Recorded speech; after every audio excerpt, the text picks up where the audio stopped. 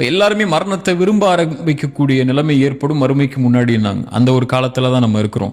எங்கே பார்த்தாலும் யாரை பார்த்தாலும் சோகமாக, யாரை பார்த்தாலும் மகிழ்ச்சி இல்லாமல், யாரை பார்த்தாலும் எப்போ பார்த்தாலும் இருளில் உட்கார்ந்து இருக்கிற மாதிரி, ஐயோ வாழ்க்கை என்னடா வாழ்க்கைங்கிற சொல்கிற மாதிரி தான் எல்லாருடைய பெரும்பான்மை மனிதர்களுடைய வாழ்க்கை இருக்குது. அதில் அப்படி இருக்கக்கூடிய நேரத்தில் அதுலேருந்து வெளியே ஓடுறதுக்குள்ள காரியங்களை நோக்கம் இல்லாதவங்க, வாழ்க்கைக்கு எதுக்காக வந்திருக்கோம், எதை நோக்கி நம்ம போகிறோம், நமக்குன்னு ஒரு வாழ்க்கை இருக்குது இதுக்கப்புறம்ங்கிற எண்ணம் இல்லாதவர்கள் எடுத்துக்கொள்ளக்கூடியது என்ன, ஸ்ட்ரெஸ் ஆகிட்டாங்களா, அல்லது அவங்க வாழ்க்கையில் எதிராக ஒன்று தோத்துட்டாங்களா, நீங்கள் சொல்லுங்கள் லவ் பிரேக்கப் ஆகிடுச்சா, என்ன செய்வாங்க, போய் மது குடிப்பாங்க, போய் சிகரெட் அடிப்பாங்க, போய் போதை பழக்கத்துக்கு அடிமையாவாங்க, அல்லது தன் வாழ்க்கையே முடிஞ்சு போச்சுன்னு சொல்லி எதுவுமே செய்யாமல் ஸ்ட்ரெஸ்ன்னு சொல்லிட்டு ஸ்ட்ரெஸ்ஸாக இருக்கேன்னு சொல்லி இருட்டில் உட்காந்துருப்பாங்க.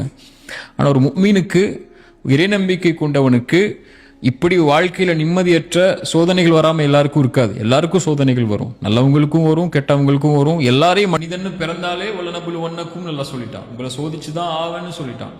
ஸல்லல்லாஹு அலைஹி வஸல்லம் சொன்னாங்க, இந்த உலகத்திலேயே அதிகமாக சோதிக்கப்பட்டது யார், நபிமார்கள்னு சொன்னாங்க. அதற்கு பிறகு வந்தவங்க. நீங்கள் எவ்வளவு ஒரு மனிதனுடைய சோதனை அல்லாஹ் எப்படி கொடுப்பான்னா அவனுடைய மார்க்கத்துக்கு தக்கன கொடுப்பான்னாங்க.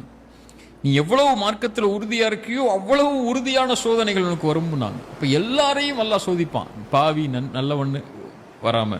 இப்போ சோதனை வரும்போது இறை நம்பிக்கை கொண்டவனுக்கு குர்ஆன் கொடுக்கக்கூடிய வழி, அல்லாஹ்வுடைய நினைவுக்கு வா, அல்லாஹ்வின் பக்கம் வா, அங்கதான் உனக்கு நிம்மதி இருக்கு. தொழுகைக்கு வா, அதுதான் உனக்கு நிம்மதி இருக்கு. உனக்கு இந்த உலகத்துல சிரமங்களை தாண்டி சோதனைகளை தாண்டி நிற்க முடியலையா, சுஜூதுல விழுந்து ரப்புக்கு முன்னாடி அவனுடைய நினைவுல தான் உன்னுடைய உள்ளத்துடைய அமைதி இருக்கு. அல்லாஹ்வுடைய அமைதியை நோக்கி தான், அல்லாஹ்வுடைய நினைவை நோக்கி தான்.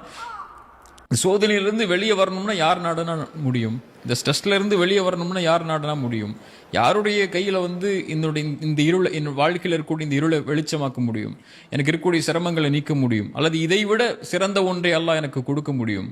யார் கொடுக்க முடியும்? அல்லாஹ். அவனின் பக்கம் தான் போவான்.